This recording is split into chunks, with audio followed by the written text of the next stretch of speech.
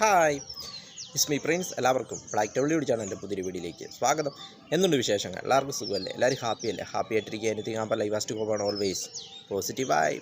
അപ്പോൾ നമ്മളിന്ന് നോക്കുന്നത് 10 ഫേവറേറ്റ് മൂവീസ് ഓഫ് ശിവകാർത്തികേയൻ. ശിവകാർത്തികേയൻ്റെ എനിക്ക് ഏറ്റവും ഇഷ്ടപ്പെട്ട 10 സിനിമകൾ ഏതൊക്കെയാണെന്നാണ് നമ്മൾ നോക്കുന്നത്. ശിവകാർത്തികേയൻ ചുരുങ്ങിയ സിനിമകൾ കൊണ്ടും ചുരുങ്ങിയ വർഷങ്ങൾ കൊണ്ടും ഇൻഡസ്ട്രിയിൽ ടോപ്പ് ഹീറോയായി മാറിയ ഒരു ആക്ടറാണ് അദ്ദേഹം. അപ്പോൾ അദ്ദേഹത്തിന് എനിക്ക് ഏറ്റവും ഇഷ്ടപ്പെട്ട നല്ലൊരു എൻ്റർടൈനറാണ് അദ്ദേഹം. നല്ല എൻ്റർടൈൻ സിനിമകളാണ് അദ്ദേഹം ചെയ്യുന്നത്. അപ്പോൾ അദ്ദേഹത്തിന് എനിക്ക് ഏറ്റവും ഇഷ്ടപ്പെട്ട 10 സിനിമകൾ ഏതൊക്കെയാണെന്നാണ് നോക്കുന്നത്. അതിൽ 10ാം സ്ഥാനത്തുള്ളത് വേലൈക്കാരൻ. 2017 പുറത്തിറങ്ങിയ ചിത്രം.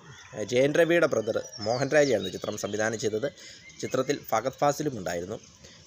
നമ്പർ 9 മനംകൊത്തിപ്പറവൈ. 2012 പുറത്തിറങ്ങിയ ചിത്രം. S7 ചിത്രം സംവിധാനം ചെയ്തത്.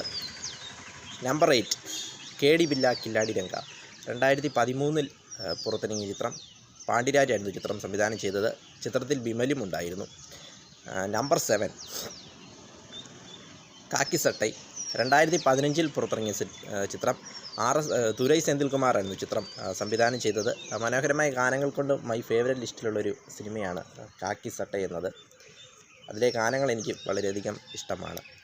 നമ്പർ 6 സീമരാജ. 2018 പുറത്തിറങ്ങിയ ചിത്രം. ശിവകാർത്തികേയൻ്റെ ഫേവറേറ്റ് സംവിധായകൻ പൊൻറാമായിരുന്നു ചിത്രം സംവിധാനം ചെയ്തത്. അതും ഈ പറഞ്ഞ പോലെ മനോഹരമായ ഗാനങ്ങൾ കൊണ്ട് മൈ ഫേവറേറ്റ് ലിസ്റ്റിലുള്ളൊരു സിനിമയാണ് സീമരാജ എന്നത്. നമ്പർ 5 ശിവകാർത്തികേയൻ്റെ മാർക്കറ്റിനെ അടുത്ത ഘട്ടത്തിലേക്ക് കൊണ്ടുപോയ സിനിമ റെമോ. ഭാഗ്യരാജ് കണ്ണനായിരുന്നു ചിത്രം സംവിധാനം ചെയ്തത്.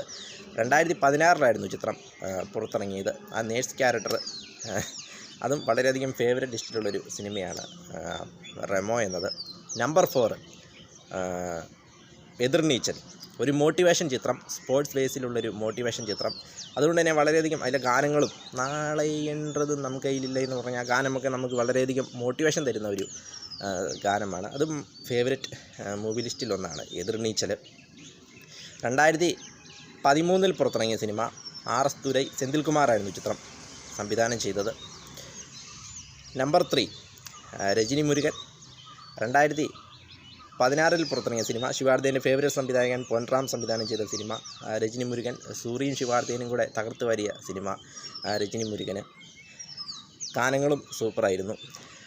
നമ്പർ 2 എനിക്ക് വളരെയധികം ഇഷ്ടമുള്ളൊരു സിനിമയാണ് ഇത്, മാൻകരാട്ടെ. 2014 പുറത്തിറങ്ങിയ സിനിമ സംവിധാനം ചെയ്തത് ക്രിസ് തിരുക്കുമരനായിരുന്നു. മനോഹരമായ ഗാനങ്ങൾ കൊണ്ടും വളരെയധികം ശ്രദ്ധിക്കപ്പെട്ട ഒരു സിനിമയായിരുന്നു മാൻകരാട്ടെ. ഇതും ഒരു സ്പോർട്സ് ബേസിലുള്ള സിനിമ. വളരെ മോട്ടിവേഷൻ നമുക്ക് ലഭിക്കുന്ന ഒരു സിനിമയായിരുന്നു മാൻകരാട്ടെ എന്നത്. അതിൻ്റെ നമ്പർ 1 ഞാൻ ഏറ്റവും കൂടുതൽ തവണ കണ്ട ശിവകാർത്തികേയൻ ചിത്രം, അല്ലെങ്കിൽ ഞാൻ ഏറ്റവും കൂടുതൽ തവണ റിപ്പീറ്റ് അടിച്ച് കണ്ട, ഞാൻ മാത്രമല്ല എനിക്ക് തോന്നുന്നു ഭൂരിഭാഗം ആളുകളും അദ്ദേഹത്തിന് ഏറ്റവും ഇഷ്ടപ്പെട്ട സിനിമ ഇതായിരിക്കും. 2013 പുറത്തിറങ്ങി ശിവകാർത്തികേയനെ അടുത്ത ലെവലിലേക്ക്, ശിവകാർത്തികേയൻ്റെ മാർക്കറ്റ് വേറെ ലെവലിലേക്ക് കൊണ്ടുപോയി ഒരു ടോപ്പ് ഹീറോ ലെവലിലേക്ക് അദ്ദേഹത്തിനെ ഉയർത്തിയ ഒരു ചിത്രം. 2013 പുറത്തിറങ്ങിയ വരുത്തപ്പെടാതെ വാലിബർ സംഘം. പൊൻറാമായിരുന്നു ചിത്രം സംവിധാനം ചെയ്തത്. ആ ഒരു ഇറങ്ങിയ സമയത്തൊരു വൻ തരംഗമായിരുന്നു ഈ ചിത്രം. അപ്പോൾ ഞാൻ ഏറ്റവും കൂടുതൽ തവണ കണ്ട ശിവകാർത്തികേയൻ ചിത്രം ഇതാണ്. എത്ര തവണ കണ്ടെന്ന് എനിക്ക് തന്നെ ഓർമ്മയില്ല. കാരണം അത്രയധികം ബോറടിക്കുമ്പോൾ ഇരുന്ന് കാണുന്നത്. അത് റിപ്പീറ്റായിട്ട്, പ്രത്യേകിച്ച് അതിലെ കോമഡികൾ വളരെയധികം എൻജോയ് ചെയ്ത് കണ്ട സിനിമയാണ് വരുത്തപ്പെടാതെ വാലിബർ സംഘം. ഇപ്പോഴും കാണാറുണ്ട്. ശിവകാർത്തികേയനും സൂര്യയും കൂടെ അഴിഞ്ഞാടുകയായിരുന്നു സ്ക്രീനിലെന്ന് പറയാം.